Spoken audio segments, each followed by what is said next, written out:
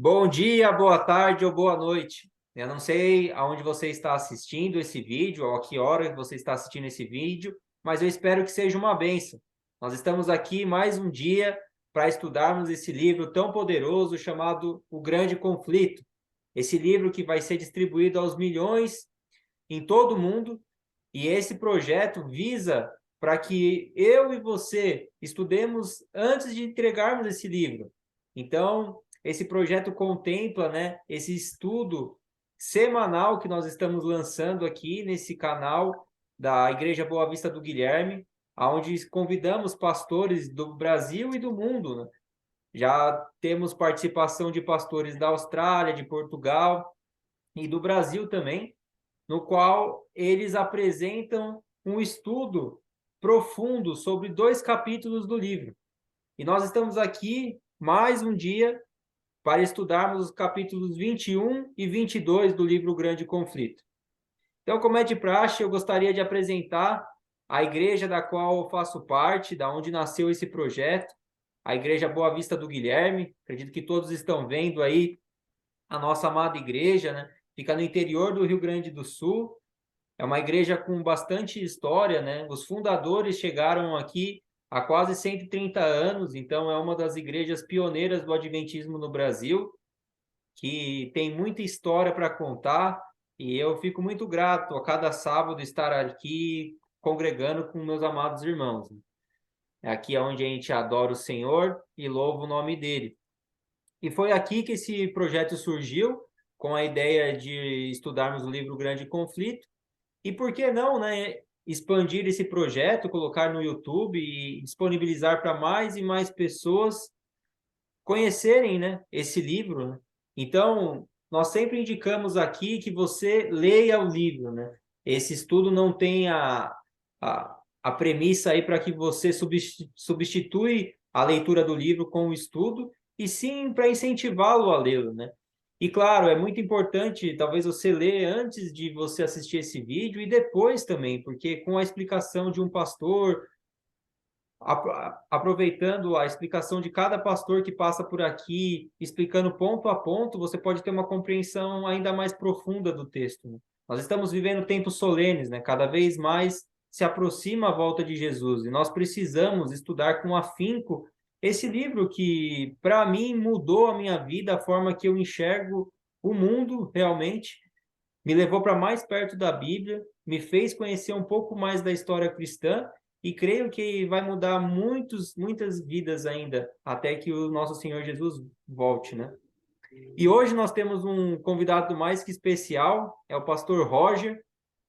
Pastor Roger, eu tive o prazer de conhecer em Santo André, minha terra natal, né? Eu sou natural de São Paulo, moro hoje no Rio Grande do Sul, mas quando estive lá na igreja em Santo André, o pastor era pastor na época ali da igreja, e foi um prazer, né, vê-lo pregar, e eu não podia deixar de passar essa oportunidade de convidá-lo a participar desse estudo. Então, pastor, se apresenta para o pessoal que está nos assistindo aqui, fala um pouquinho sobre a sua trajetória e sobre o seu ministério, pastor. Olá, Guilherme. Olá a todos que estão participando desse projeto especial de estudo e ampliação do conhecimento bíblico e também do Espírito de Profecia, em especial deste livro aqui, como você já mencionou, O Grande Conflito.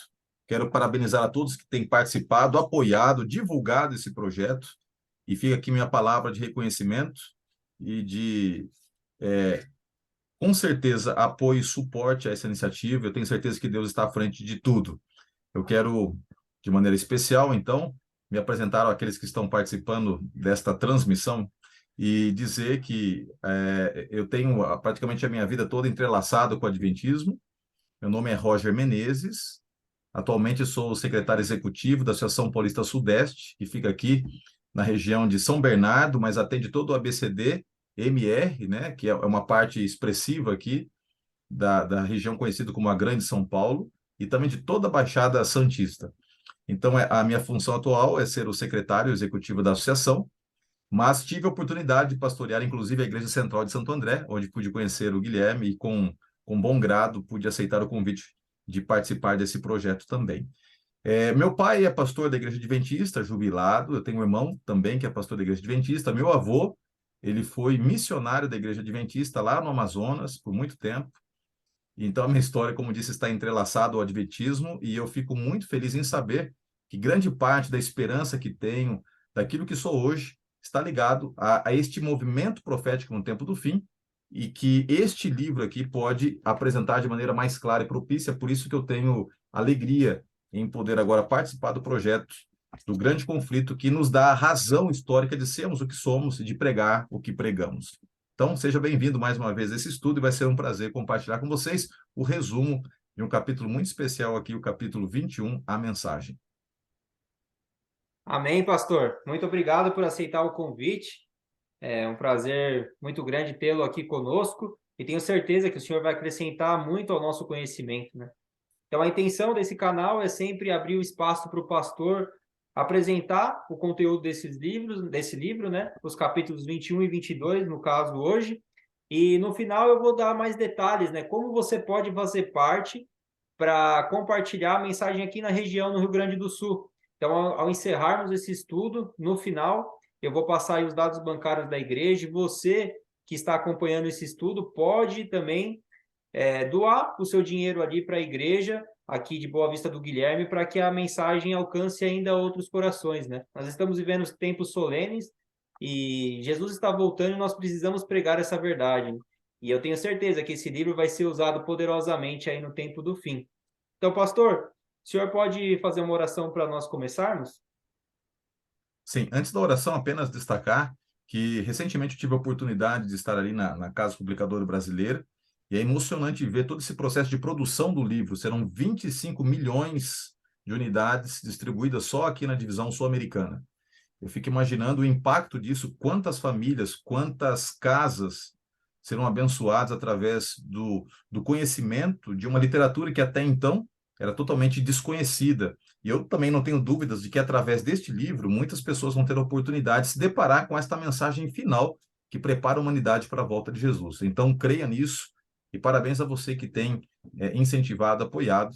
E quero também parabenizar a igreja local do Guilherme, e eu sei que muitas pessoas na região aí terão contato com a mensagem desse livro, porque você estará apoiando, patrocinando um livro que tem um valor totalmente simbólico. A ideia realmente é só investir no evangelismo. Afinal de contas, uma unidade é mais barata do que uns chicletes aí que você compra aí na padaria. Então, realmente é uma coisa linda que a igreja está fazendo e com a força de todos nós, né? Nessa sinergia, a gente vai conseguir alcançar o objetivo desse projeto, que é proclamar com muita intensidade a volta de Jesus. Mas vamos orar, quero convidar você agora a fechar os olhos, vamos conversar com Deus. Senhor Deus, nesse momento especial, nós vamos aqui dar início ao estudo da Tua Palavra, atrelada ao livro O Grande Conflito, especialmente analisando um momento histórico muito especial da Igreja, e que o Senhor esteja conosco, dando-nos a compreensão e, mais do que tudo, fazendo com que, do que não apenas conhecimento, mas, acima disso tudo, que possamos, através das verdades aprendidas, aplicá-las na nossa vida, por intermédio da ação do Espírito Santo, e assim tenhamos o nosso coração cada vez mais aquecido pela Tua Palavra e um preparo cada vez mais acirrado e pronto, presto, para que estejamos firmes quando Cristo voltar e recebamos das mãos dele a coroa da vitória. Seja com todos aqueles que vão participar deste momento especial de estudo. Nós oramos em nome de Jesus. Amém. O capítulo 21 do livro Grande Conflito, nesta nova versão, ele tem por título A Mensagem. É um capítulo que traz um título um pouquinho adaptado, talvez uma ideia de fazer com que a mensagem realmente possa fazer sentido para aqueles que estão lendo. E qual era a mensagem que o Adventismo trouxe? A mensagem muito importante, que foi a proclamação da brevidade da volta de Cristo. Eu quero contextualizá-los e dizer que, se nós olharmos para trás, nós podemos entender melhor o presente e também projetarmos melhor o futuro. O século XVIII e o século XIX foram marcados por grandes movimentos de reavivamento espiritual. Nós tivemos um primeiro grande movimento de reavivamento espiritual, alguns nomes expoentes participaram deste momento. Um segundo momento também de reavivamento espiritual, John Wesley e outros tantos, inclusive daí surge o metodismo, que foi a base espiritual de muitos líderes do Adventismo, como Ellen White e outros mais. E dentre este processo de reavivamento espiritual, Deus já estava preparando a humanidade para a mensagem da volta de Cristo Jesus. É óbvio que desde a Reforma Protestante, a ênfase sempre foi uma volta à palavra de Deus, uma volta ao estudo mais aprofundado do assim diz o Senhor. Isto foi acontecendo de maneira progressiva. Mas mesmo nesses grandes dois movimentos de avivamento espiritual que tomaram conta do mundo, especialmente da América do Norte e boa parte da Europa, ainda assim não havia uma ênfase muito forte sendo dada à volta de Cristo Jesus. E é nesse contexto que Deus levanta então um homem, Guilherme Miller. Guilherme Miller, nós já tivemos a oportunidade de estudar um pouquinho aqui nos resumos anteriores, ele foi levantado por Deus com um propósito: preparar o mundo para uma mensagem que apontava para o breve retorno de Cristo Jesus. Ele não foi sozinho, isolado, separado para esta missão. É interessante que mais de 80 pessoas ao redor de todo o mundo foram levantadas concomitantemente para proclamar essa mensagem. Inclusive, padres se levantaram para proclamar esta mensagem. Na América do Sul, Padre Lacunza e outros locais do mundo, tivemos vários movimentos espalhados pelo mundo, mas não há dúvida nenhuma de que Guilherme Miller e, consequentemente, o Adventismo tiveram um papel de protagonismo neste processo de proclamação final da mensagem da volta de Jesus. Guilherme Miller, com a sua obra da pregação, ele começou, então, a introduzir um processo de reavivamento. E o capítulo 21 mostra, de maneira muito clara, que esta mensagem ela tinha um propósito. A mensagem da volta de Cristo, o preparo da humanidade para a volta de Cristo, tinha como propósito uma obra de reavivamento que levou milhares de cristãos a terem uma experiência mais profunda com Deus. A ideia não era gerar sensacionalismo, não era simplesmente abrir uma nova igreja, muito pelo contrário, absolutamente. O propósito central desse movimento era conduzir pessoas a uma experiência mais profunda com Deus, que levasse a dois pontos fundamentais, que é o arrependimento e também, mais do que tudo, a busca do poder do Espírito Santo. Nós vamos falar mais sobre isso. Obviamente que aqueles que foram aceitando a mensagem da volta de Cristo, a brevidade da mesma, especialmente a análise da volta de Cristo em paralelo com as profecias de Daniel, capítulo 8, ali o verso 14, até 2.300 tardes e manhãs o santuário será purificado. Então, o estudo do livro de Daniel tomou conta de grande parte das igrejas na América do Norte. É óbvio que em outras partes do mundo, esta mensagem também teve êxito na sua proclamação, mas a América do Norte tinha um papel especial. E, em termos proféticos, depois nós podemos entender o porquê que Deus separou a América do Norte como o berço do Adventismo. Nesse contexto, a princípio, aqueles que se convertiam, eles não eram convidados a fazer parte de uma nova igreja. Pelo contrário, eles abraçavam muitas igrejas protestantes alegres com esta mensagem, e isso começou a fomentar um reavivamento espiritual, e mais para frente nós vamos perceber que a autora Ellen White chega a destacar que não houve na história nenhum momento em que o reavivamento foi tão puro e destituído de intervenções humanas ou de intencionalidades distorcidas, como neste contexto aqui do Adventismo, nos seus primórdios, a princípio conhecido como movimento milerita. Talvez o único paralelo até então na história tenha sido lá o movimento apostólico de Atos, capítulo 2. Em nenhum outro momento, mesmo nesses dois grandes avivamentos que aconteceram de maneira bem recente, colados na história aqui do surgimento do Adventismo, não houve tanta entrega, tanta consagração e tanta direção divina de maneira quase que absoluta e exclusiva como neste momento do surgimento do Adventismo.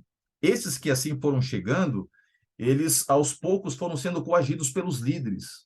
Satanás, ele percebendo a potencialidade do movimento do Adventismo, ele começou a interferir. E ele fez com que os líderes se voltassem contra aqueles recém-conversos, especialmente, que estavam abraçando a fé do Adventismo. E não por acaso, eles foram expulsos das suas igrejas.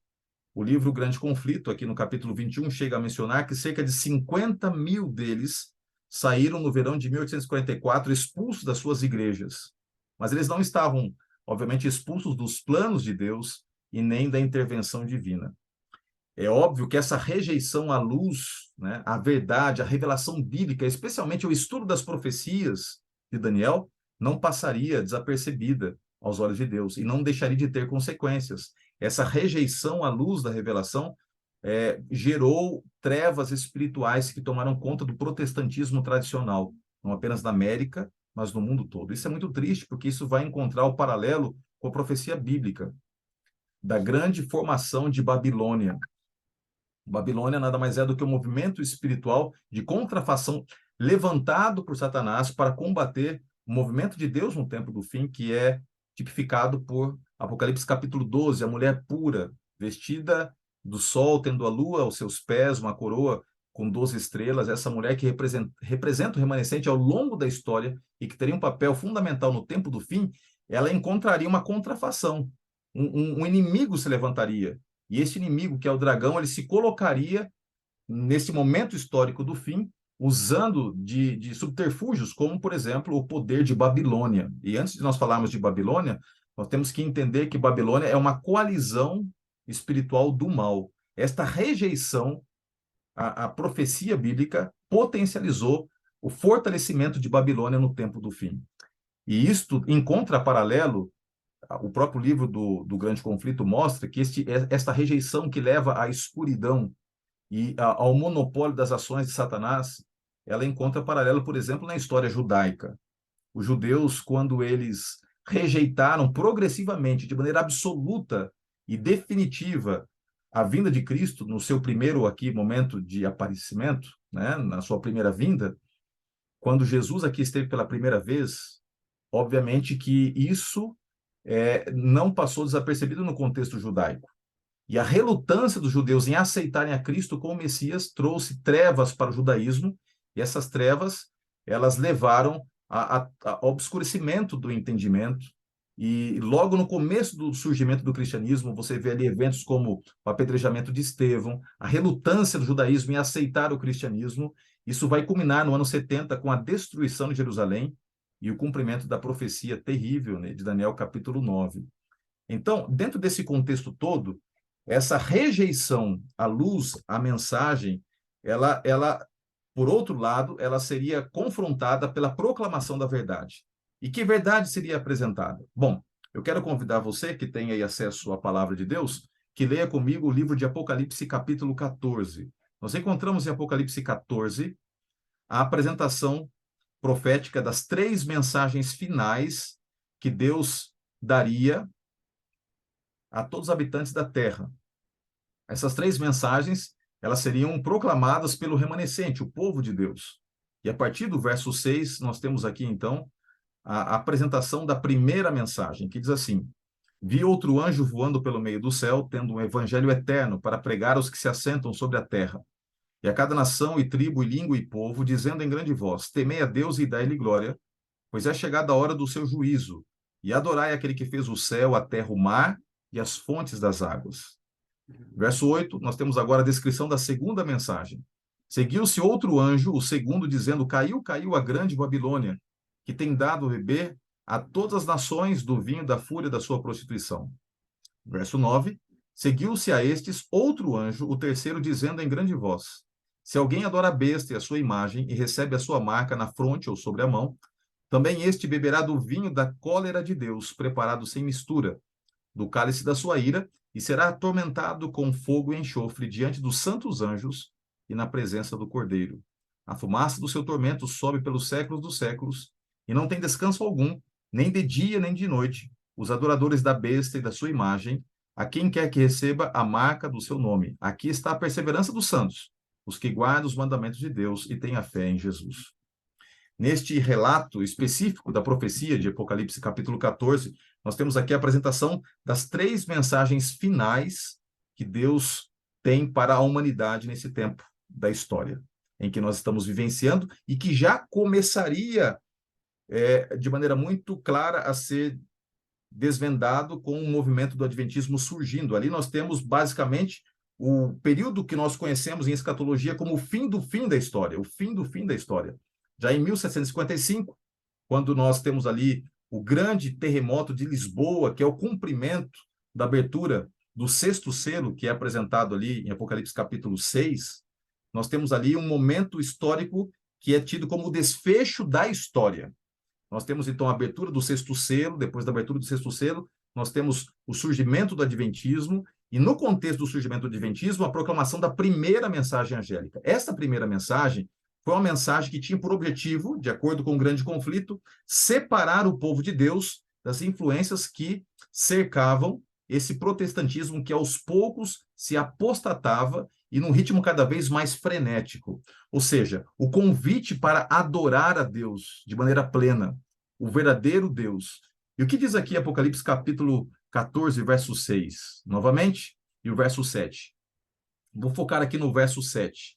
Temei a Deus e dai-lhe glória, porque chegou a hora do seu juízo. Então, perceba, é um convite para uma adoração. Essa adoração, ela envolve o reconhecimento da soberania de Deus, do seu senhorio. Por isso que nós devemos temer. E temer não é ter medo. Temer é respeitar a Deus. Um outro ponto importante é o anúncio de que chegou a hora do juízo, a hora do acerto de contas final entre Deus e a humanidade, a hora da eliminação do pecado, a hora do julgamento final da humanidade. Então perceba que Deus, ele não faz nada sem primeiramente alertar os seus filhos por intermédio da mensagem profética. Amós já tinha dito isso de maneira muito explícita no seu escrito profético no Antigo Testamento. Deus não fará coisa nenhuma sem antes avisar os seus segredos aos seus servos, os profetas. E aqui nós temos um Deus que, antes de executar o seu juízo final, antes de eliminar o pecado e pecadores, ele convida os mesmos a reconhecê-lo como o único Deus, a respeitá-lo. O temor está associado ao respeito. E aí tem um outro ponto importante que a mensagem aqui coloca como um adendo: a necessidade de adorá-lo. Adorá-lo.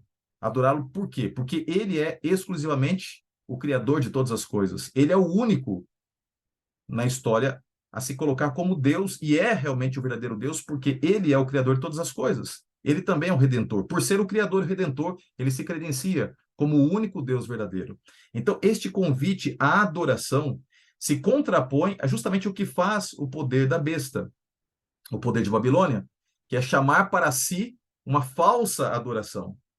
Quando os líderes religiosos se fecharam para esta mensagem, que convidava a humanidade, especialmente os cristãos daquele tempo, a adorarem a Deus como único Senhor, a entender verdades que estavam sendo deixadas de lado, como, por exemplo, a própria volta de Cristo, que não tinha sido enfatizada nem na Reforma, nem nos grandes avivamentos do século XVIII e XIX.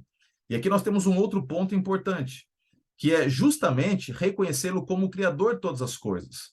E nós sabemos que há um mandamento específico para isso, como deixado por Deus na sua palavra, especialmente nesse decálogo, para nos lembrar de quem ele é, que é o quarto mandamento. O quarto mandamento nos ajuda a entender que o Senhor Deus é o Criador de todas as coisas. Portanto, esta primeira mensagem, que foi muito enfatizada e pregada e proclamada, deveria levar as pessoas a uma reforma espiritual. E aqueles que rejeitassem esta reforma espiritual, obviamente que seriam mergulhados nas trevas.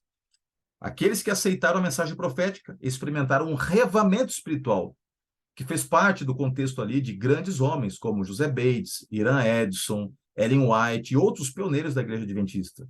Por outro lado, aqueles que rejeitaram mergulhar em profunda escuridão espiritual.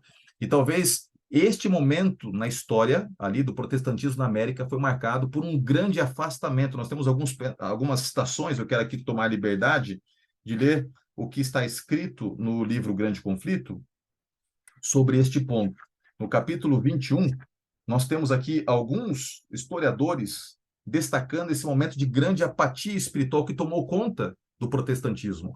Eu quero, por exemplo, citar o que está na página 161, quando o professor Finney, da Faculdade de Oberlin, declarou: de modo geral, as igrejas protestantes do nosso país ou são descuidadas ou hostis a quase todas as reformas morais desta era. Ele vai mostrando um quadro de declínio espiritual que tomou conta da nação americana. E este quadro meio que se espalha e reflete a realidade do mundo todo. O protestantismo virou-se contra Deus e agora dando as suas mãos lentamente para a Igreja Romana, formaria então a imagem final deste movimento que se coloca como o inimigo de Deus, né? A grande Babilônia. A segunda mensagem, que é uma mensagem que explicita quem é este poder, e está lá em Apocalipse, capítulo 14, caiu a grande Babilônia. Ou seja, Deus não apenas ele prepara os seus filhos para esse momento final da história, convidando-os para a adoração, para um reavamento espiritual, para um preparo genuíno no tocante à volta de Cristo, mas, ao mesmo tempo, na sequência, Deus ele alerta a humanidade, especialmente seus filhos, de que isso não ficaria, de certa forma, esquecido da perspectiva do mal. Satanás, para cada movimentação divina, ele reage com a contrafação. E é nesse contexto que há um alerta para a formação da Grande Babilônia. Mas, ao mesmo tempo que há um alerta de que Babilônia se levantaria para enganar a muitos, há uma promessa, há uma certeza que nos é dada de que Babilônia está com seus dias contados e que Babilônia já está caindo. Não é uma questão de que ela vai cair, ela já está caindo. Então, a segunda mensagem que o grande conflito coloca é uma mensagem que levaria confusão espiritual através da apresentação de Babilônia. Babilônia levaria confusão espiritual ao mundo, tomaria conta do tempo do fim. Como que ela faria isso? Este movimento capitaneado por Roma, não deixemos de ter isso em mente. A Igreja Católica Apostólica Romana, ela não, em nenhum momento, ela teria, dentro da profecia, a prerrogativa de colocar a sua placa em todas as denominações que estão espalhadas por esse mundo afora. A influência não é uma influência institucional, é uma influência doutrinária através dos seus ensinos. Babilônia, ela daria de beber a todos os reis governantes e os movimentos religiosos da terra, os seus ensinos que gradativamente foram implementados ao longo da história. Mesmo quando há o movimento da reforma protestante, ali a gente percebe que esses reformadores, eles não conseguiram se livrar totalmente dos enganos de Babilônia, e nem era isso que Deus tinha prefigurado e idealizado para aquele momento específico da história. Era um movimento de libertação contínuo e progressivo das inúmeras doutrinas falsas que foram consolidadas ao longo do tempo. Tanto é que Daniel capítulo 8, a partir do verso 11 em diante, você percebe que quando Satanás ele se levanta usando o poder da igreja romana para causar uma grande confusão, que em Daniel capítulo 8 é chamado de o chifre pequeno, diz ali a profecia que a verdade foi colocada por terra. E ela não foi lançada por terra do dia para a noite. Estamos falando de séculos, séculos em que a verdade foi sendo substituída pelo engano. E aí vem o pior de tudo. Não é apenas a substituição, mas a mistura da verdade com o engano, porque 99% de verdade misturado com 1% de mentira é 100% mentira. Então, isso foi se alastrando de tal maneira que, por exemplo, a lei de Deus foi substituída. Né? Você pega ali o decálogo, os 10 mandamentos. Um mandamento ele foi literalmente subtraído, outro foi modificado, um outro foi duplicado para que ficasse a estrutura de 10.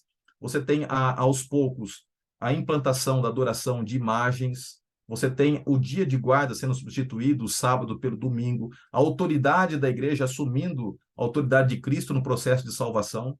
A graça de Cristo sendo substituída pelas indulgências e pelos artifícios criados pela igreja romana, como, por exemplo, a ideia de que a salvação vem pela igreja, por isso que eles odiavam a ideia de serem excomungados, porque ser excomungado é o mesmo que você estar sentenciado à perdição. E a igreja, então, ela cria os 7 sacramentos como sendo um meio pelo qual as pessoas têm acesso à salvação. Então, quando a pessoa ela nasce, ela tem que ser batizada, o bebezinho, ela tem que participar da Eucaristia, ela tem que ter em algum momento um outro sacramento, obviamente, que é a extrema-unção. Se você pega todos os sacramentos da igreja, nada mais é do que uma ideia da igreja romana dizer, eu detenho o poder de salvar. Se você está atrelado a mim, você está salvo. E é esta influência da igreja romana que, de maneira muito sutil, foi continuada no protestantismo. Houve um momento forte de romper com isso, quando Martim Lutero vem e desenvolve ali sola escritura, né? Sola fide, ou seja, somente a Bíblia, somente a fé. Ele vai desenvolvendo alguns conceitos de volta para a verdade. Mas mesmo Martim Lutero, e se você para analisar ali o movimento luterano, não se libertou de práticas romanas, como, por exemplo, o batismo de crianças. Nós temos outras doutrinas que continuaram. Então, quando você vê aqui nesse momento bem específico da história, Deus dizendo através do adventismo, cuidado, Babilônia vai cair, você entende talvez o porquê Deus tenha permitido que os sinceros fossem expulsos dessas igrejas tradicionais. para que a verdade ela não fosse condicionada à liderança e à autoridade humana, e sim exclusivamente conduzida por Deus. Bem legal, pastor, a apresentação do senhor sobre esse tema, né? Eu só queria acrescentar que eu fazia parte da Igreja Católica Romana, né? Eu conheci a mensagem adventista na Austrália fazem 3 anos, né? E foi algo assim surreal para mim quando eu comecei a verificar dentro da palavra de Deus tudo isso que o senhor está explicando, né? Como a Igreja Católica representa esse poder, né? Que deturpa a lei de Deus, que modificou a lei de Deus, né? Eu tenho familiares ainda que são católicos, né? Eu falo isso com muito amor, né? Mas nós temos o dever de apresentar a verdade, porque há muitas pessoas que são sinceras a Deus, que estão indo à igreja, buscando a Deus, só que estão sendo enganadas pelo inimigo, né? Então, nós temos uma mensagem maravilhosa para dar do mundo, uma mensagem de libertação realmente, né? Porque a verdade liberta, né? E nós precisamos pregar isso com amor, né? E apresentar essa verdade para as pessoas fazer a decisão delas. Se elas vão querer seguir ali receber a marca da besta, né? E adorar ali um falso espuro sábado, ou se elas vão querer adorar o Senhor no seu santo sábado e fazer a sua santa vontade, né? Então, é fundamental essa mensagem ser pregada, né? E essa é a importância desse livro, né? Essa é a importância de nós estarmos estudando aqui, né? Verdade, Guilherme. Aquilo que você mencionou é muito importante. Nós vamos ver aqui na sequência exatamente essa ideia que o grande conflito apresenta, de que essa segunda mensagem ela escancara, né, a obra do engano, mas ela também ela é revestida de esperança, porque quando você vê aqui a mensagem sendo proclamada na seguinte dinâmica: caiu a grande Babilônia. É como se Deus estivesse dizendo o seguinte: olha, esse movimento está com os dias contados, esse movimento vai ser derrubado pela minha intervenção. Eu sou mais poderoso do que toda essa estrutura, né? Quase que milenar, praticamente milenar, né? Da Igreja Romana. Eu sou maior do que isso tudo. Eu sou maior do que qualquer instrumentalidade maligna para se opor à verdade. E eu estou dizendo, este movimento vai cair. Mas, ao mesmo tempo, quando você vai para Apocalipse 18, você percebe que Deus tem, nestes que agora estão ali sendo caracterizados como pertencentes à Babilônia, muitos filhos sinceros. Então, perceba, Babilônia ela tem suas filhas. Babilônia ela é a mãe das prostitutas. Ou seja, ela, pela sua influência, ela está contaminando todo o movimento cristão. Quando eu falo movimento cristão, eu fiz literalmente uma menção bem objetiva e assertiva. O movimento cristão como um todo está contaminado. Eu estou falando aqui de evangélicos, sejam os protestantes tradicionais, sejam os protestantes carismáticos ou pentecostais, assim por diante. Infelizmente, embora seria uma grande audácia, queremos dizer que o simples fato de pertencermos a uma determinada denominação nos coloca numa situação superior a qualquer um que está ao nosso lado e que se coloque como cristão, isso é uma arrogância e totalmente destituída de validade escriturística. Por outro lado, a gente não pode negar o fato de que a contaminação está aí presente, desde a observância explícita ou implícita do domingo como dia de guarda, até outros pontos que nós temos aí de maneira muito explícita, como, por exemplo, a crença na imortalidade incondicional da alma, que é uma doutrina pagã, grega, helenística, né? Fruto de um pensamento filosófico mais popularizado por Platão, né? Que depois é abraçado por Agostinho e introduzido dentro do seio teológico da Igreja Romana, e que, infelizmente, está presente praticamente em todas as igrejas protestantes. Então, você percebe que, pelas doutrinas, a Igreja Romana ela continua tendo essa influência, sendo ela a mãe, né? Tendo as suas filhas. Mas não podemos, de maneira nenhuma, entender de que haverá um momento que, essa perspectiva que o grande conflito traz de união das igrejas, de uma grande ação conjunta do mal no fim, de que sempre poderíamos imaginar aí de todas as igrejas tendo a mesma placa. Não é isso que vai acontecer. A coalizão, ela não é institucional. A coalizão do mal, ela é doutrinária. Entendeu? Ela é doutrinária. Mas Deus sabe que tem muita gente sincera lá. É por isso que Apocalipse 18, verso 4, se você tem a sua Bíblia, pode acompanhar comigo. Apocalipse 18, verso 4, nós encontramos o seguinte. Olha só que coisa linda o convite que Deus faz. Ouvi outra voz do céu dizendo: Retirai-vos dela, povo meu, para não serdes cúmplices de seus pecados e para não serdes participantes dos seus flagelos. É como se Deus estivesse dizendo assim: olha, a Babilônia vai cair, a Babilônia está com os dias contados, eu vou destruí-la, a verdade vai triunfar sobre o engano, mas eu sei que tem muita gente sincera, que são meus filhos que estão lá no engano, fazem parte de Babilônia, mas no tempo certo vão ouvir a minha voz e sairão. O livro Grande Conflito diz o seguinte, que embora nesse momento histórico, ali de 1844, se potencializou a consolidação de Babilônia e a mensagem de que ela estaria caindo, devemos entender que não se cumpriu totalmente a profecia naqueles dias. A autora Ellen White chega a dizer isso de maneira muito explícita. Antes da volta de Jesus, Satanás irá ampliar o cenário de engano que envolveu esse momento histórico no passado, ou seja, o que aconteceu lá, esse endurecimento de Babilônia, expelindo, expulsando os filhos de Deus, coagindo os filhos de Deus, pressionando os filhos de Deus, vai ser exponenciado nesse tempo final. Então, nós estamos diante de um cenário histórico que, dentro de alguns dias mais, nós veremos aquilo que aconteceu no passado de maneira muito mais contundente, se levantando novamente nos dias futuros, que serão breves. Então, eu acredito que o que aconteceu lá nada mais é do que um alerta de que nós devemos estar atentos, que esta mensagem é poderosa e que esta mensagem vai triunfar. Estas três mensagens, né? Temei a Deus e dai-lhe glória, porque chegou a hora do seu juízo, e adorai aquele que criou os céus, a terra, o mar e as fontes das águas. Caiu a grande Babilônia, e vem agora a terceira mensagem, né? Se alguém adorar a besta, este receberá a sua marca na testa e será destruído, atormentado no lago de fogo e enxofre. Depois nós podemos explicar em outro momento sobre isso, mas eu queria só dizer para você o seguinte, olha só como se desenvolve essa mensagem final para a história. Primeiro, Deus convida a humanidade, todos, ninguém vai poder dizer que não teve oportunidade, Deus convida, alguns recebendo mais revelação, outros menos revelação, alguns de maneira explícita se deparando com a revelação bíblica, outros se deparando com a revelação geral, a natureza, a voz do Espírito Santo, ou seja, não haverá ninguém, especialmente nesse momento final da história, que não vai se deparar em algum momento com a evidência de que foram confrontados com a verdade. Então, Deus está convidando as pessoas a conhecerem a verdade, a entenderem o momento que estamos vivendo, ou seja, o juízo já começou, ele está terminando, e a hora que ele terminar, Jesus vai voltar, e são convidados a adorar o Senhor, se posicionar. Aí Deus faz um alerta, segunda mensagem, Babilônia vai destruir, não adianta escolher o engano, pode ser mais largo o caminho e gostoso de ser trilhado, mas é um caminho de morte, então esteja atento, Babilônia vai cair. E aí vem a terceira mensagem, você precisa se posicionar, é um convite a posicionamento, ou você adora Deus e tem o selo de Deus, ou você adora Babilônia e tem o selo de morte, né, que é chamado de a marca da besta. E aí, o que você vai decidir? Então, o capítulo 21 ele termina com esse suspense, né? O que vai acontecer? E no nosso próximo resumo, vamos falar sobre o cumprimento, como isso, de maneira efetiva, historicamente, afetou o início do Adventismo.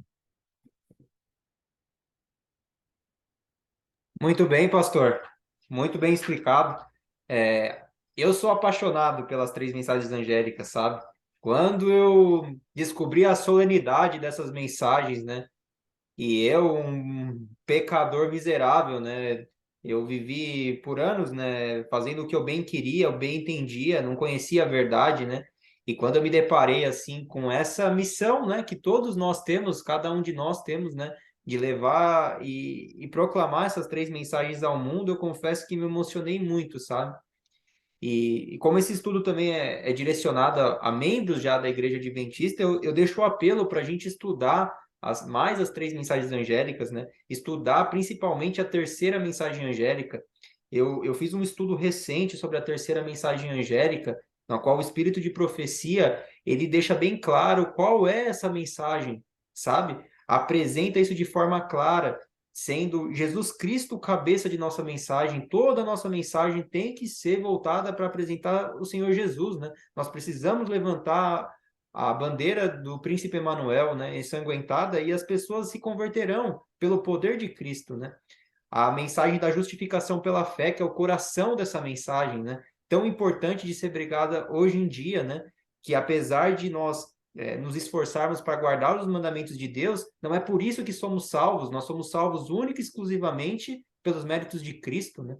A reforma de saúde tão importante para o nosso povo hoje, né? Que é o braço direito da mensagem, que vai dar força para que a gente pregue essa mensagem aos quatro cantos dessa terra, né? Nós temos um povo, né, em Luma Linda, por exemplo, citando bem brevemente, né, que segue o regime alimentar citado pela Bíblia, pelo Espírito de profecia, e eles são assunto no mundo inteiro. O mundo inteiro olha para eles e quer entender o porquê da longevidade desse povo. Esse povo tem autoridade para pregar com mais força, mais intensidade, porque as pessoas querem entender como que eles vivem mais. E isso pode acontecer comigo e com você que está assistindo também, né? E as pernas são a ciência da verdadeira educação, né? Isso tudo o espírito de profecia apresenta, né? Como que a educação hoje ela é utilizada por Satanás, né, para ludibriar, enganar nossos filhos, nossas crianças, né, e levá-los para longe da verdade, né?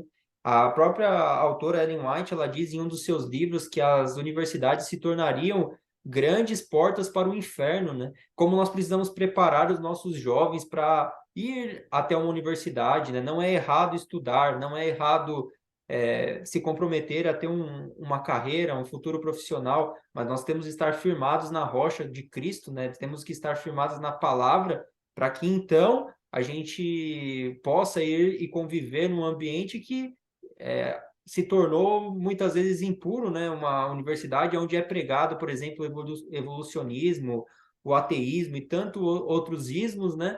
Só não pode se pregar a Deus dentro de uma universidade hoje em dia, né? Então nós temos que estar preparados, fundamentados na palavra de Deus para a gente estar perseverante, né? Nesse tempo do fim, né? Mas vamos passar para o capítulo 22, pastor. O senhor pode dar continuidade, por gentileza, na fase do Sim, cumprimento, né? isso que você colocou é muito importante, porque o desenvolvimento histórico das três mensagens angélicas, eles tiveram um papel, assim, esse desenvolvimento teve um papel muito importante naquele momento específico da história do Adventismo, nos seus primórdios, mas a gente não deve entender como sendo uma mensagem passada. É uma mensagem que ela é continuada, ela é ampliada e exponenciada nesse momento final da história.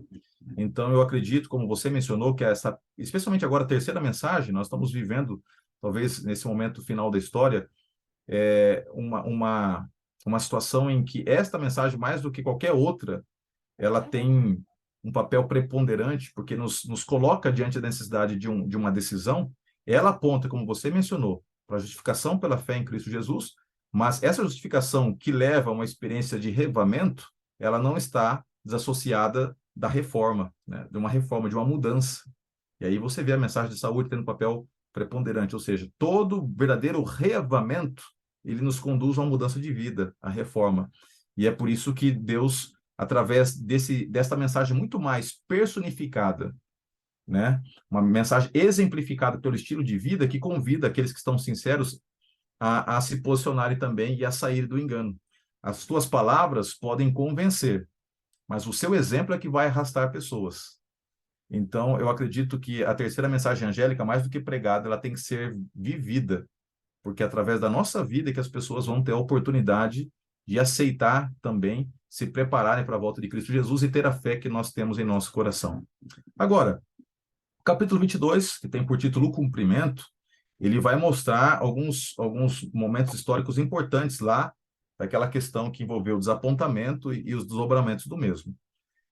Passada a primavera de 1844, a gente percebe que quando o movimento do Adventismo ele se levanta, na verdade, eu vou até vou mudar um pouquinho o termo, porque a gente usa muito, o próprio Grande Conflito usa, mas se você analisar historicamente, este movimento ele está mais associado ao milerismo, né? Movimento milerita.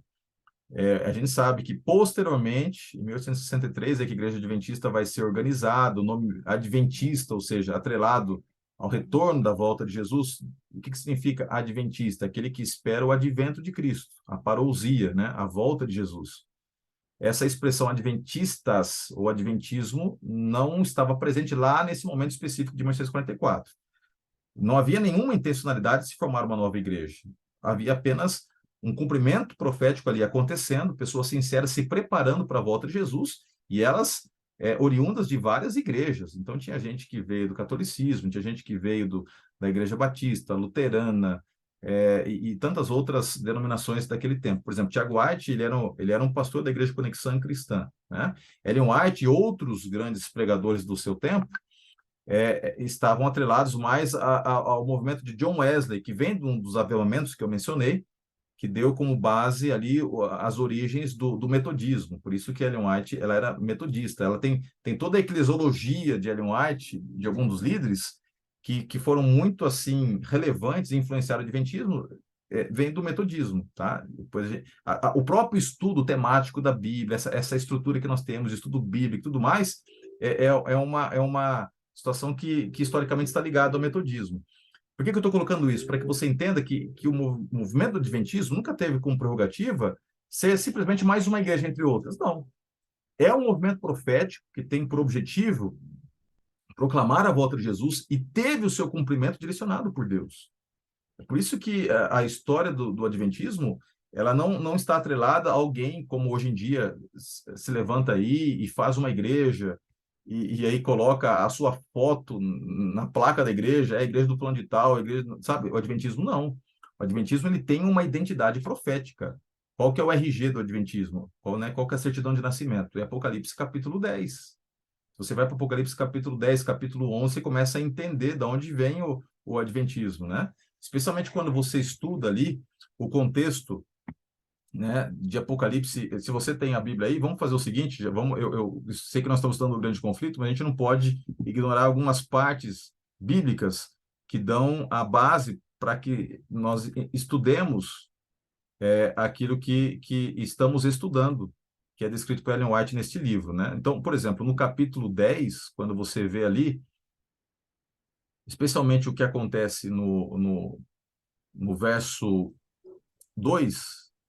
Vamos ler o verso 1 também, né? Vi outro anjo forte descendo do céu, envolto em nuvem, com arco-íris por cima da sua cabeça, o rosto era como o céu, como o sol, e as pernas como colunas de fogo. E tinha na mão um livrinho aberto, pôs o pé direito sobre o mar e o esquerdo sobre a terra. E bradou em grande voz, como ruge um leão, e quando bradou, desferiram 7 trovões e as suas próprias vozes.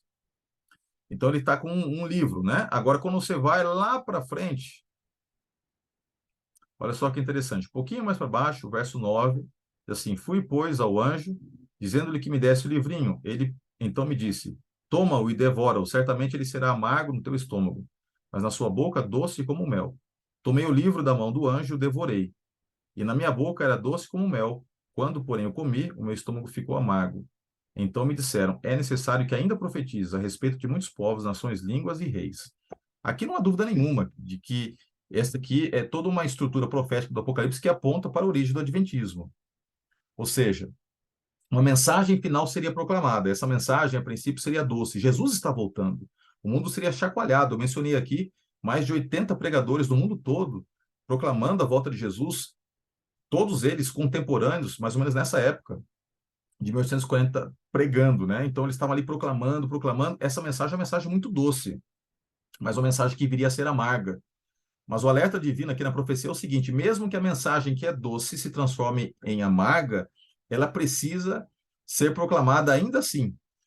Continue a profetizar, continue a pregar sobre isso, mesmo que até muitos o vejam com descrédito. Como é que isso tudo aconteceu?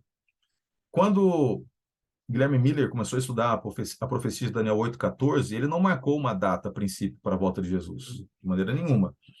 Ele fez os cálculos proféticos em paralelo com Daniel capítulo 9, a partir do verso 20 em diante, ele vai entendendo que as 70 semanas de Daniel capítulo 9 estão associadas a um período maior, que é o período ali de Daniel 8,14, 2.300 anos.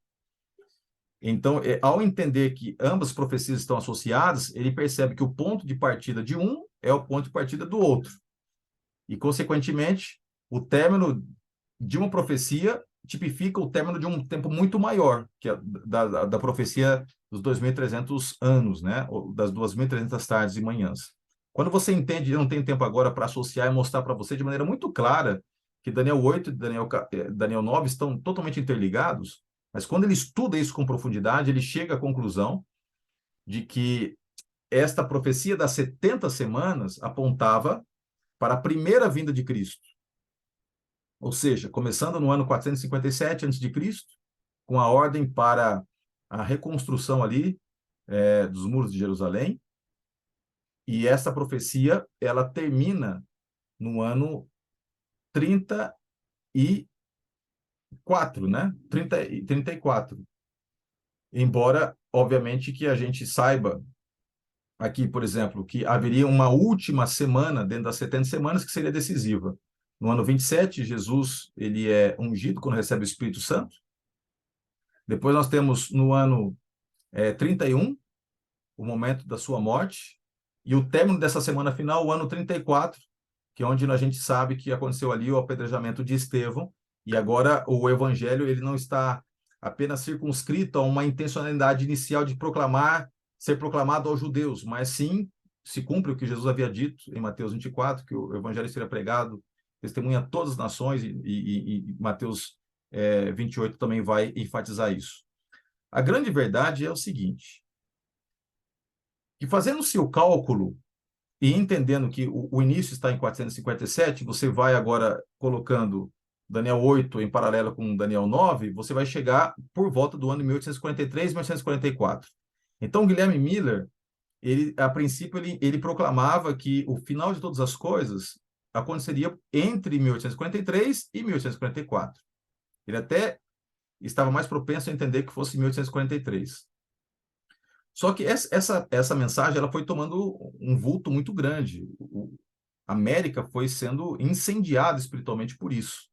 Quando chegou ali em 1841, 1842, as pessoas estavam ali muito, muito animadas, aguardando, né, a volta de Cristo Jesus.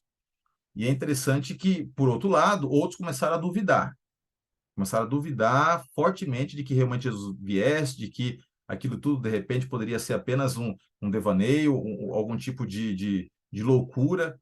E aí que o livro Grande Conflito ele começa a colocar o paralelo deste momento histórico ali, desde 1840 até 1844, como mais ou menos o que nós vimos prefigurados na profecia lá de Jesus em Mateus 25, quando ele fala das 10 virgens, né?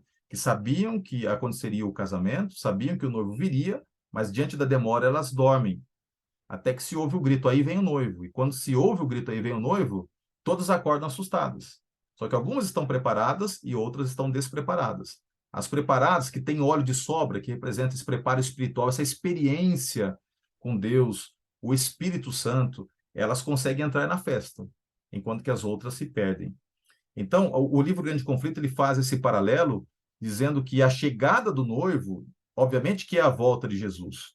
A saída das virgens, essa grande reforma que acompanha a mensagem do retorno de Cristo, ou seja, elas saem para se preparar e cortejar a vinda de Cristo. O óleo nas vasilhas representa essa experiência espiritual com Deus, a fé que suporta as lutas, a demora e assim por diante.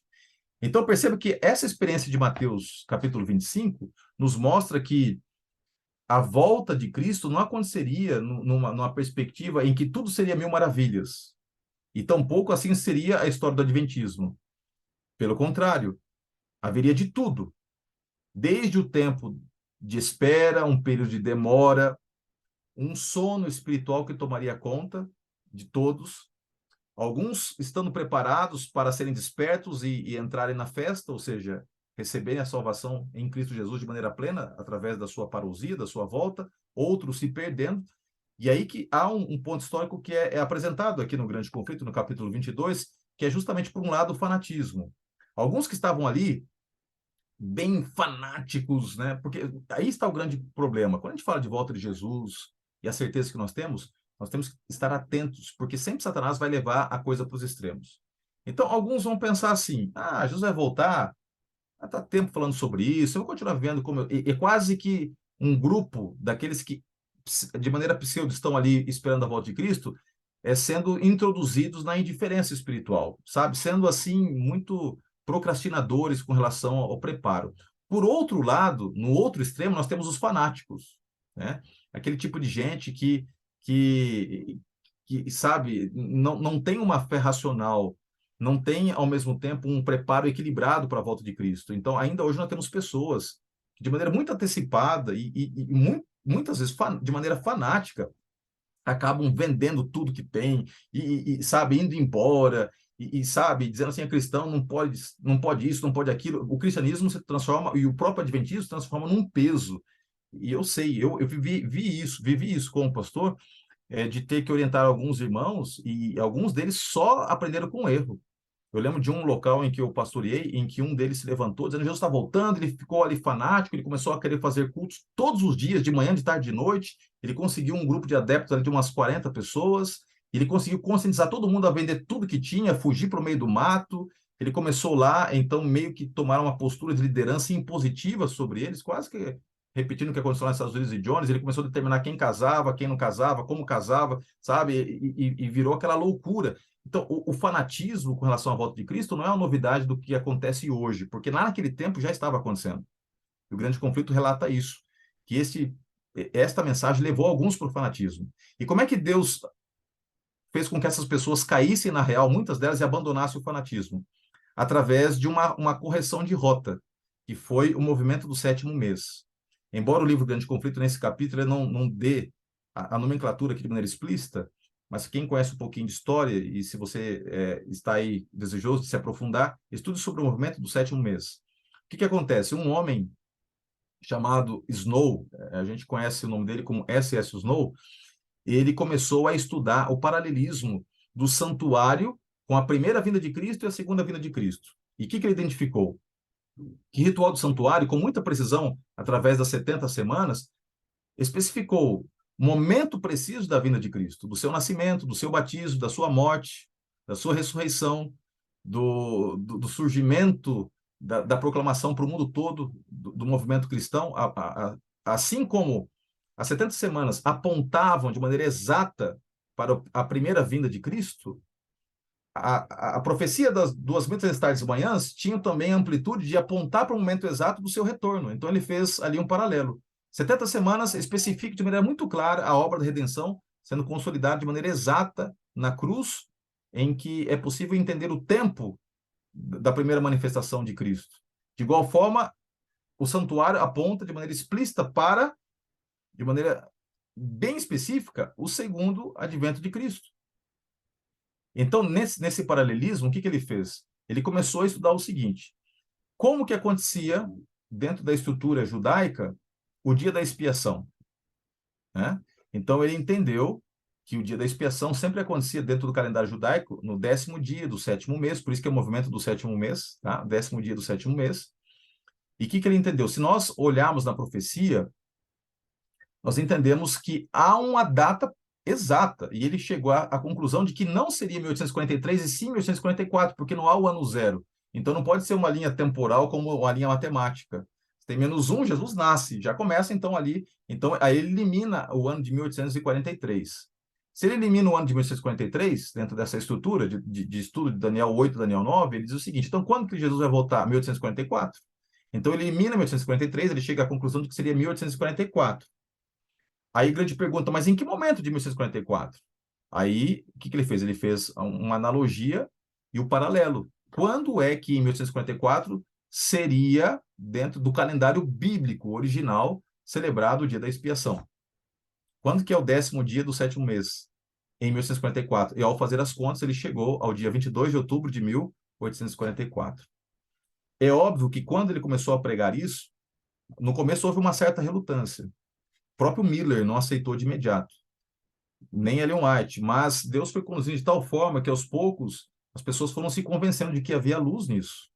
E realmente essa data era uma data correta, no sentido de que algo grande aconteceria nesse dia. O problema é o evento que estava trocado.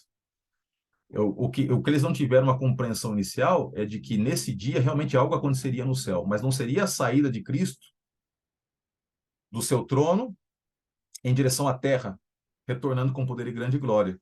Mas sim, ele saindo do lugar santo, indo para o lugar santíssimo, iniciando o processo de julgamento que antecederia a volta de Cristo Jesus. Então, a data estava correta. O evento é que precisaria ser analisado de uma maneira muito mais ampla no futuro, após a decepção. Portanto, Deus conduziu esse movimento. Essa data, ela vem à tona, não foi do nada, e não foi um achado, nem foi uma forçação, né, profética. Realmente, a data era esta. Só que a compreensão estava equivocada. E isso fez com que, e Ellen White, até comentando no livro Grande Conflito, diz que este movimento, ó, aí vem o noivo, por isso que ficou chamado de o clamor da meia-noite, em paralelo com Mateus 25. Quando eles entenderam que tinha um dia em que Jesus voltaria, e que esse dia seria 22 de outubro de 1954, esse movimento ele foi chamado de o clamor da meia-noite, ou seja, é o último momento para nós gritarmos para o mundo, a meia-noite da história está chegando, Jesus está voltando. E tem dia para isso, dia 22 de outubro de 1854. Este movimento, ele, por incrível que pareça, ele trouxe equilíbrio espiritual. O fanatismo ficou de lado, a indiferença ficou de lado e houve um movimento lindo de consagração. E é nesse contexto que aqui nós temos Ellen White mencionando que esta situação histórica fez com que houvesse um arrebatamento como nunca antes vivenciado na história. Eu vou apenas ler novamente aquilo que eu já tinha mencionado, que a pregação desta mensagem aqui não encontrou paralelo a não ser nos dias apostólicos, ali quando houve o derramamento do Espírito Santo. Esse contexto fez com que a igreja estivesse preparada espiritualmente até mesmo para enfrentar o desapontamento que viria. É obviamente que a gente sabe que historicamente que isso gerou vergonha, escárnio, as pessoas começaram a zombar, mas muitos ficaram ali assustados. Será que? Tanto é que a mídia americana e outras partes do mundo ficou com expectativa. Muitos estavam com medo, né? O que vai acontecer? Havia uma expectativa muito grande para o dia 22 de outubro de 1954. Tanto é que quando Cristo não vem, muitos jornais estamparam ali e chacotas ao adventismo e assim por diante, né? Aos mileritas. A grande verdade é que o grande desapontamento levou, então, aqueles que vivenciaram isso à vergonha, ao escárnio. Mas porque eles estavam preparados espiritualmente, aqueles que eram sinceros conseguiram suportar e permanecer. É verdade que muitos abandonaram, que muitos, sabe, não quiseram mais ter esta fé cristã. Mas a gente tem, por exemplo, aqui um exemplo claro, que foi o próprio, desculpa a redundância, mas este exemplo claro foi o próprio Graham Miller, que ele não se deixou abalar, ficou muito triste. Imagina a dor daqueles que venderam tudo, aplicando seus recursos na pregação do evangelho, como nós estamos agora, né? Aplicando recursos para comprar esse livro e proclamar, né, essa mensagem para o mundo todo. Alguns abriram mão de tudo que tinham. E quando Jesus não voltou, imagina a dor deles. E agora? Como é que a gente vai recomeçar do zero? A dor, a vontade de muitos era de morrer, né? Mas Deus esteve com o seu povo nesse momento de dor. O grande desapontamento, ele permitiu que o povo de Deus fizesse duas coisas. Primeiro, alguns perguntam por que Deus permitiu que houvesse esse desapontamento. O livro Grande Conflito diz de maneira muito clara que se a mensagem fosse pregada numa outra situação que não nessa, que é o livro que na profecia de Apocalipse 10 é doce na boca, mas transforma depois amargo, a intensidade, né? A maneira como foi pregado não seria a mesma. Imagine se Guilherme Miller tivesse a visão que nós temos hoje, né? Ele não se levantaria com a ênfase que ele teve, dizendo, olha, Jesus está voltando. Ele também, o próprio fato de ele ter abraçado a mensagem de S.S. Snow, né, o movimento do sétimo mês, Jesus está voltando, 22 de outubro. Imagine, eles colocaram todo o coração, e isso fez com que o evangelho se espalhasse para o mundo todo, praticamente. E a América do Norte, ela foi um protótipo daquilo que Deus fará de maneira muito mais ampla, momentos antes do fechamento da porta da graça. Se aquilo não tivesse acontecido, se a compreensão não tivesse sido equivocada, por incrível que pareça, possivelmente nós não estaríamos aqui hoje, pregando o que estamos pregando. Imagine só se Guilherme Miller dissesse, olha, vamos preparar, vamos pregar, porque Jesus vai voltar, vou apenas usar uma ilustração aqui, vamos supor que, olha, vamos levantar com todas as nossas forças, vender tudo que temos, vamos proclamar, Jesus está voltando, possivelmente, pelos meus estudos aqui, ele vai voltar em 1830, 2030, né? Vamos supor aqui, né? Ou em 2027, por favor, não estou dando aqui data para a volta de Jesus. Mas vamos supor que ele tivesse entendido que seria algo bem para frente ainda, eles não teriam pregado como pregaram, né? Eles não teriam feito o que fizeram.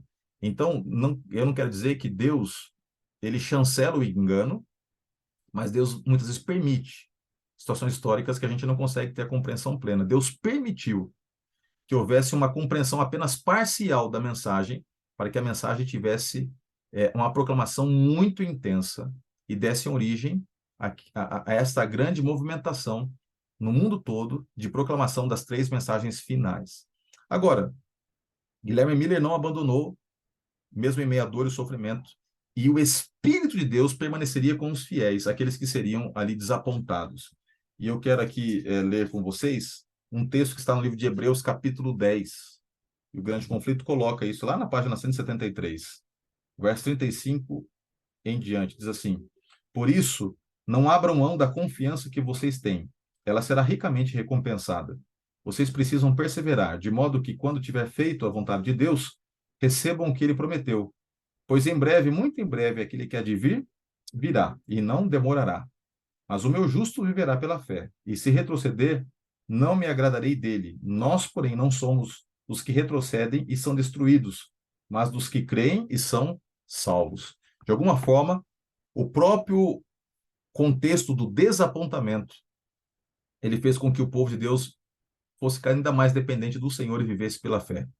Porque agora eles não poderiam mais depender das suas próprias compreensões, não poderiam depender de qualquer tipo de orgulho espiritual por terem antevisto algo que até então ninguém tinha visto. Pelo contrário, levou a uma experiência de fé ainda mais intensa, em que eles agora dependeriam do Senhor para passar pelo vale da sombra da morte, passar pela dor do desapontamento e permitir então serem conduzidos por Deus. É óbvio que posteriormente a gente vai ver que Deus mostrou para eles o equívoco que eles tiveram, né? Quando o Irã Edson tem aquela visão ali, ao estar passando pelo milharal, eles conseguem compreender que eles tinham errado o evento, mas não a data, e eles conseguem entender que Deus não os abandonaria, e não os abandonou mesmo. Tanto é que nós estamos aqui ainda pregando, como eu disse, lá em Apocalipse, capítulo 10 diz assim: por mais que seja dolorida esta experiência de desapontamento, é necessário que continues a profetizar. E através da dor, através do desapontamento, Deus levantaria um movimento ainda mais forte, que alcançaria o mundo todo. E nós temos entendido que estamos vivendo esses dias em que Deus está usando o adventismo para proclamar ao mundo a mensagem que não é pregada em lugar nenhum. Eu termino dizendo para vocês o seguinte: isso não nos faz melhores do que ninguém, nos faz entender que temos uma responsabilidade que não paira sobre qualquer outro movimento religioso. Uma mensagem muitas vezes impopular, uma mensagem dura, mas uma mensagem única e uma mensagem que é vista na palavra de Deus como sendo a última grande mensagem. A mensagem que você não encontra paralelos, por exemplo, nos movimentos religiosos que estão preocupados hoje em dia em pregar teologia da libertação, estão preocupados hoje em dia em proclamar o evangelho da prosperidade, na verdade, a teologia da prosperidade, em que Deus resolve teus problemas aqui nesse mundo. Não, nós estamos na contramão dizendo o seguinte: olha, as coisas vão ficar cada vez pior, você vai passar por provações, mas entenda uma coisa: Jesus está voltando, nosso foco está lá. E especialmente essa proclamação das profecias, né, da escatologia bíblica, é uma exclusividade nossa como adventismo. Você não vai ter ninguém pregando sobre isso. Então, a decepção não enfraqueceria este movimento de Deus. Pelo contrário, fortaleceria, porque o Espírito de Deus permaneceria. E qual o recado de Deus? É o que li agora, Hebreus 10, né? Não desanime, o que há de vir virá e não tardará. É no tempo dele, mas você está fazendo certo, está vivendo pela fé. Não retroceda, porque aquele que te chamou para esta missão vai estar contigo até o fim. Eu acredito que Deus vai estar com esta igreja até o fim. Muito mais do que uma placa, Deus vai agregar todos os seus filhos sinceros e vai fazer com que eles entendam esse contexto das 3 mensagens finais. E no tempo certo, do jeito certo, Deus vai agregá-los e haverá um só rebanho, um só pastor, que vai passar por uma grande provação, mas vai receber a coroa da vitória. Amém, pastor. Deus seja louvado. Algumas coisas me chamaram bastante atenção da sua explanação, né?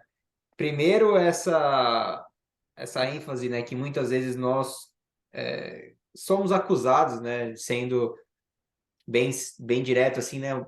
Outros movimentos religiosos acusam a Igreja Adventista de ser uma seita, né? E falam que nós nascemos de um grande desapontamento, né? E acusam até que a Igreja Adventista pregou a volta de Jesus, quando na verdade foi o movimento milerita que reuniu inclusive movimentos protestantes, como os metodistas, né? E o próprio cristianismo nasceu de um grande desapontamento, né?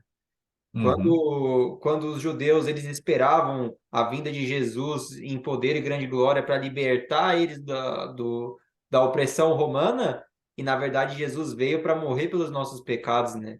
Eles foram também decepcionados e dali nasceu o cristianismo, né? Como Deus utiliza, né, essa decepção para surgir um povo que realmente entregue o coração para Deus, né? Para ter um povo dependente dele, né? Porque muitos, eu acredito, na época ali de Guilherme Miller, abraçaram a ideia por medo. Assim, eles viram tanta gente pregando com tanta ênfase que falaram: Olha, eu vou entregar a minha vida a Jesus, mas não por amor, e sim porque ele está voltando e eu tenho que me entregar para ele, porque não tem jeito, agora tem data marcada.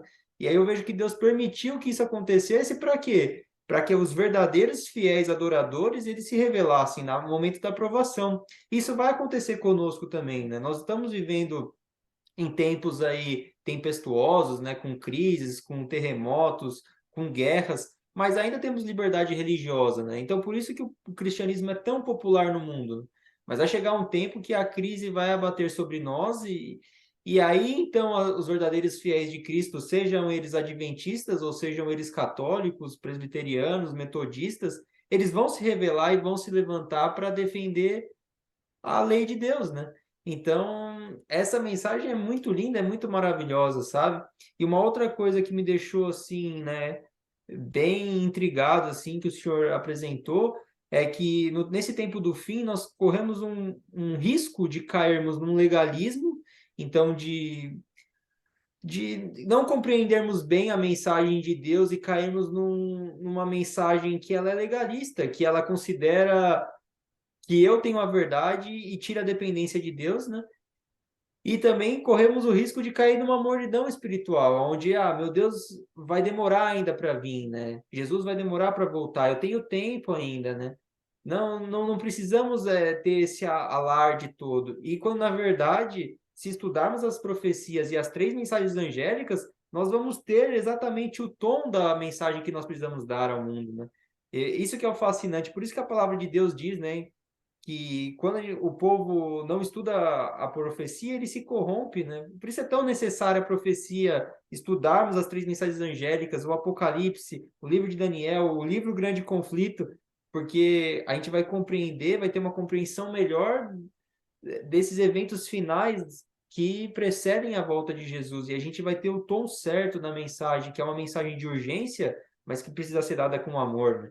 É uma mensagem que traz muita responsabilidade para mim, para você e para todo mundo que está assistindo, mas que essa responsabilidade não faz melhor do que ninguém. Na verdade, a gente tem uma maior responsabilidade para com o mundo, porque nós conhecemos essa mensagem, mas isso não faz a gente melhor do que ninguém. Isso tem que ser muito claro para nós, né? E entendemos que há fiéis em outras igrejas, né? Eu costumo falar, pastor, quando eu tenho a chance de pregar nas igrejas, que eu não sei se eu vou ver Jesus voltar, sabe? Mas o que eu peço para o Senhor Jesus é que eu possa ver um verdadeiro revivamento do meu povo, sabe? Porque é tão triste eu ter vivido tanto tempo na mentira, sabe? Não conhecendo a verdade, e muitas vezes hoje, dentro da igreja, com um povo que tem a verdade, porque isso não é soberba, isso é a realidade, né? Nós temos a verdade a ser pregada ao mundo e muitas vezes é pregada com tão descaso, com tanta, sabe, de qualquer jeito, uma mensagem tão solene, a mensagem mais solene já confiada a mortais, e muitas vezes nosso povo trata isso como algo banal. Isso me preocupa e me entristece muito, sabe? Então, nós estamos vivendo tempos solenes, né? E nós precisamos pregar essa verdade com alto clamor, mas com amor, né? É isso que eu desejo ver em meus dias, né? Na minha geração. E aí eu creio que quando isso acontecer, Jesus voltará em poder e grande glória, né? Ele está Uhum. aguardando nós, na verdade, né? Não somos nós que estamos Uhum. aguardando ele. É isso aí. Eu quero então terminar aqui as minhas considerações fazendo uma oração, né, pedindo que o Senhor nos prepare para esse momento tão importante que temos vivido. Vamos orar? Senhor Deus, muito obrigado pela oportunidade de maneira sucinta aqui trabalharmos assuntos sobre os quais poderíamos ficar aqui horas e horas conversando, refletindo, analisando, olhando para o passado, analisando o presente, fazendo perspectivas também para o futuro. Contudo, de maneira especial, ao encerrarmos este momento aqui de estudo, de análise do livro Grande Conflito e também de uma perspectiva mais ampla, bíblica, escatológica, a nossa petição é que o poder do Espírito Santo esteja conosco, mais do que conhecedores, que sejamos praticantes da tua palavra, que possamos ser como aquelas virgens sábias que acordaram ao escutarem um grito, aí vem o noivo, mas estavam preparadas, porque tinham tido uma experiência sincera contigo, tinham o óleo, o Espírito Santo, uma vida consagrada. É verdade que, de alguma forma, todos nós estamos, de certa forma, dormindo. Não temos, talvez, o senso de urgência que deveríamos ter, talvez não conseguimos interpretar os eventos históricos como deveríamos interpretar, mas, a despeito disso, que possamos buscá-lo, caminhar contigo, de tal forma que, quando fomos chacoalhados com com o fato de maneira explícita nos depararmos com os últimos eventos, tenhamos a força necessária do Espírito e através dele, por ele, para nos levantarmos e nos colocarmos ao teu lado e passarmos pelas provações finais sem desanimarmos e, pelo teu poder, pela tua graça, trilharmos esses últimos momentos da história e recebemos, enfim, a coroa da vitória. Esteja com cada um que está participando dessa transmissão, que a tua bênção esteja sobre eles e sobre esta pessoa que está agora buscando a tua presença, a tua face, perdoa os nossos pecados e nos prepara para esses momentos finais da história. Em nome de Jesus nós oramos. Amém. Amém, pastor. Muito obrigado. Agradeço a Disponha, meu atenção do amigo. senhor e o estudo aí foi maravilhoso, né? Cada vez que a gente abre aí a palavra de Deus, estuda esses capítulos, né? Quão profundo que a gente vai, né? São 2 capítulos que a gente, né, tem ali uma hora e meia ali para discorrer, mas poderíamos ficar aqui horas e horas, né? Porque eles são muito ricos, né? A gente poderia realmente aí se aprofundar ainda mais, né? Mas louvado seja Deus aí pela sua ajuda, pastor, e por esse Amém. explanação tão boa. E aí eu gostaria de compartilhar com vocês, então, a minha tela, para que você faça parte dessa distribuição do livro aqui no interior do Rio Grande do Sul. Então, a igreja aqui da qual eu faço parte, a Igreja Boa Vista do Guilherme, está arrecadando, então, fundos para que a gente entregue a maior quantidade de livros possíveis aqui na região. Então, o nome do destino da igreja é IAS de Boa Vista do Guilherme. Já vou deixar o esclarecimento aqui, essa é uma doce coincidência. Eu, quando me mudei para cá, mudei para muito perto da igreja, né? E a primeira vez que eu fui lá, me surpreendi com o nome, né? Que, uau, Boa Vista do Guilherme, mas é porque é o nome da estrada que os imigrantes abriram quando eles se mudaram para cá, os imigrantes alemães, né? E aí foi uma doce coincidência do Senhor, né? Mas a igreja não é por causa do meu nome, não. Já existia, né? Há mais de 100 anos. Antes de eu pensar em vir ao mundo, já existia. Alguns amigos da Austrália às vezes me perguntam, Guilherme, foi para o Brasil e abriu uma igreja? Não, isso é uma doce coincidência, né? Mas continuando, então, os dados bancários da igreja é conta corrente, agência 0789, a conta é a 06-154-3570-1 e o banco é o Banco Banrisul. O CNPJ da igreja é o 79080-602/0033-33.